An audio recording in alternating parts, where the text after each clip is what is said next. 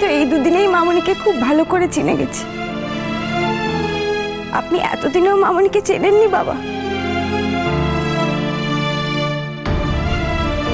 না বাবা, মামনি আমাদেরকে কিচ্ছু শিখিয়ে দিয়ে যায়নি। আমরাই শুধু আশা নিয়ে বসে আছি যে আমরা মামনিকে ফিরিয়ে আনবো।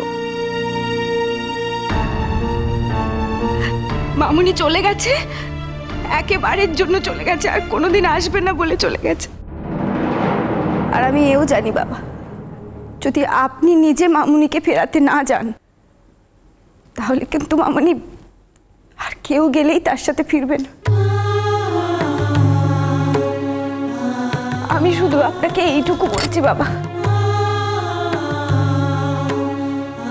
আপনি আপনি অন্যান্যদের কথার জোরে নিজে যাকে চেনেন তাকে আপনি ভুল বুঝবেন না বাবা।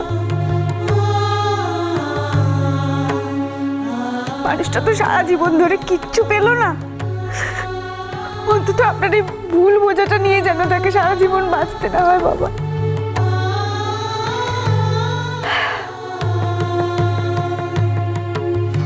মা, এই যে এই কথাগুলো আমি এখন বাবাকে বললাম বলে আপনি নিশ্চয়ই আমাকে আবার জুতো পেটা করতে চাইবেন। অবশ্য আপনার পায়ের দুটো চটি তো আপনি অস্ত্র হিসেবে ব্যবহার করে ফেলেছেন। আর বাকি রইল আপনার দুই ছাত্রী, পিসিমণি আর কাকিমণি। মা, ওদের পায়ে কিন্তু এখনো এক জোড়া করে জুতো বাকি আছে।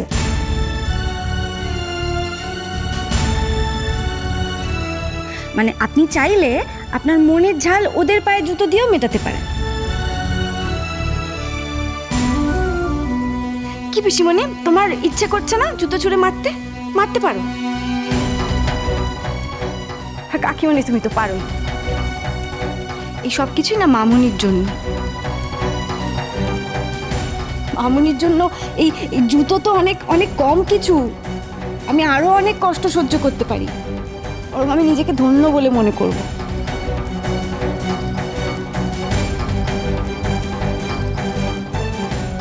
ওই দেখো, দাঁড়িয়ে আছো কেন তোমরা? মারো, জুতো মারো। ওই দেখো মা, বাবার দিকে কেন তাকাচ্ছেন আপনি? বাবা বাবা কিচ্ছু বলবে না আমাদের জুতো মারলে। আমরা তো নিজেদের জন্য কিছু চাইনি, আমরা যা চেয়েছি মামুনির জন্য চেয়েছি। শ্রেষ্ঠা, তুমি আজ চরম অন্যায় করেছো। এখন আমাকে বলছো আমি অন্যায় কাজ করেছি? আর এই যে মেয়েটা এত বড় বড় কথা বলছে, ও কিচ্ছু করেনি। দাদা, এটা করবেন না প্লিজ। দিদি ভাইকে এইভাবে ছোট করবেন না দাদা। আরে বাবা, এই মেয়েটা ভাষণ টাষণ দিয়ে আপনার কাছাকাছি আসতে চাইছে, বুঝতে পারছেন না? এটা একদম বিশ্বাস করবেন না এদেরকে।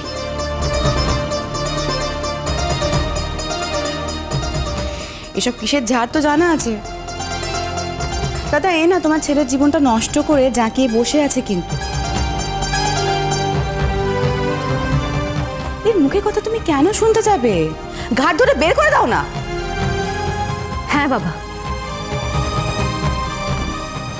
তাই করুন বাবা। আপনি আমাকে গলা ধাক্কা দিয়ে বের করে দিন। রোজই তো এই একই কথা শুনতে হয়। আজকে হয় এই কথাটা বলা বন্ধ হোক, না হলে আপনি আমাকে সত্যি সত্যি ঘাড় ধাক্কা দিয়ে বাড়ি থেকে বার করে দিন। এতদিন আমি দয়া ভিক্ষা করেছি যে আমি এই বাড়িতে থাকতে চাই। আজ না হয় বুঝবো এটাই আমার নিয়তি। এটাই যখন নিয়তি, তাহলে এটাই হোক। এই তো বাবা, আমি আপনার সামনে দাঁড়িয়ে আছি, দিন না ঘাড় ধাক্কা দিয়ে বার করে দিন। এই যাও তো, চোখের সামনে দিয়ে যাও, নিয়ে কাজে যাও। সারা দিন বাড়িতে এই অশান্তি আমার ভালো লাগে না। যার জন্য এই অশান্তি কোনো হতো সে তো আর নেই। তোমাদের শান্তি দিয়ে চিরকালের জন্য চলে গেছে। তাহলে কেন আজ আমরা এই ঝগড়াটা করছি? কেন এই অশান্তি? ও তো কোনো ভাগ বসাতে আসছে না, তোমাদের দিকে কিচ্ছু চাইছে না। তোমাদের কোনো ভাগ কোনো অংশে কম হবে না। এবার আমাকে একটু শান্তিতে থাকতে দাও, আমি আর পারছি না। তুমি যাচ্ছ কোথায়? নতুন করে আর জাহান্নুমে যাচ্ছি না, কারণ সেখানে যাওয়া তো আমার অনেকদিন আগেই হয়ে গেছে। দাদা দাদা তুমি তো সকাল থেকে কিছু খাওইনি, তুমি তো টেবিলে বসলেই না। হ্যাঁ দাদা, পরে খাবো বলে তো আপনি খেলেনই না, এখন আবার বলছেন আপনি বেরিয়ে যাবেন। আচ্ছা, এরকম করলে শরীরটা ঠিক থাকবে? শরীর খারাপ থাকলে ডাক্তারের কাছে যাওয়া, খাওয়া এসব বন্ধ করে কি হবে বলো? অনেকদিন অনেক কিছু খেয়েছি, 2-3 দিন না খেলে কিচ্ছু হবে না। সত্যি করে বলো তো, তুমি কেন খাচ্ছ না? সত্যি কথা শুনতে চাও? কারণ একটা গৃহস্থ বাড়িতে ভর দুপুরবেলা হোটেল থেকে কেনা খাওয়ার অভ্যেস আমার নেই, তাই। বাবা, আমি একটা কথা বলবো। মানে এতদিন আমার রান্নাঘরে ঢোকার অনুমতি ছিল, কিন্তু আজ থেকে না কেন জানি আমার রান্নাঘরে ঢোকার আর অনুমতি নেই। এখন নাকি বাড়িতে হোটেল থেকে খাবার আসবে বাবা, তাই আমরা আমাদের জন্য আলাদা করে একটু রান্না করেছি বাবা। আমার বলতেও আপনাকে খারাপ লাগছে, মানে আপনি যদি অনুমতি করেন তাহলে সেখান থেকে মানে আমার রান্না করা খাবার আপনি খাবেন বাবা।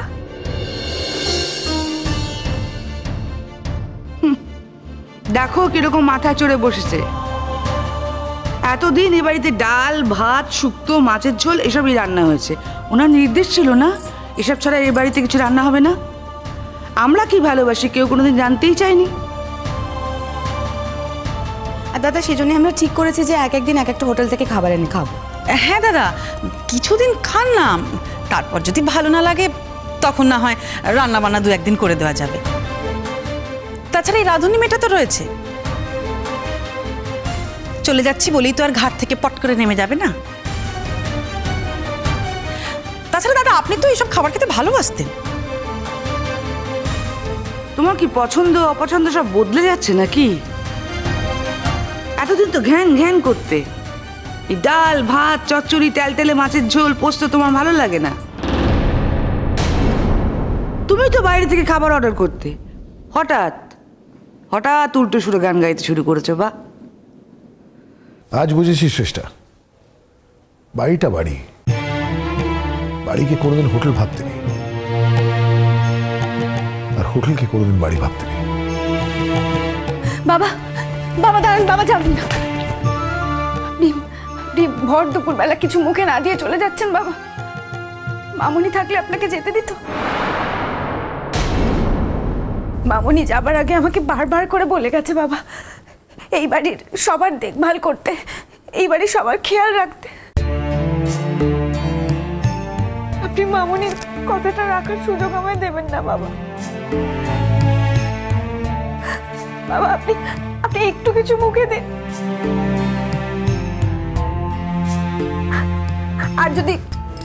আর যদি মামুনি এই বাড়িতে থাকতো, যতই আপনি তার সাথে কথা না বলুন, যতই আপনি তার দিকে ফিরে না তাকান, তাও আপনার কি সাধ্য হতো বাবা যে এই ভর দুপুরবেলা শুকনো মুখে আপনি বেরিয়ে যেতেন? সেই মানুষটা একটাও কথা না বলে আপনার উপর এতটা জোর খাটাতে পারতো বাবা। আমি কি করে জোর খাটাবো বাবা? আমার তো জোর খাটানোর কোনো অধিকারই নেই। তাই আমি মামুনির নাম নিয়ে বলছি বাবা। আপনাকে আমার কথা রাখতে হবে না, আপনি মামুনির কথাটা রাখুন বাবা। আপনি মামুনির মুখ চেয়ে এই ভর দুপুরবেলা একটুখানি খেতে বসুন বাবা। যা দিবার তাড়াতাড়ি দাও।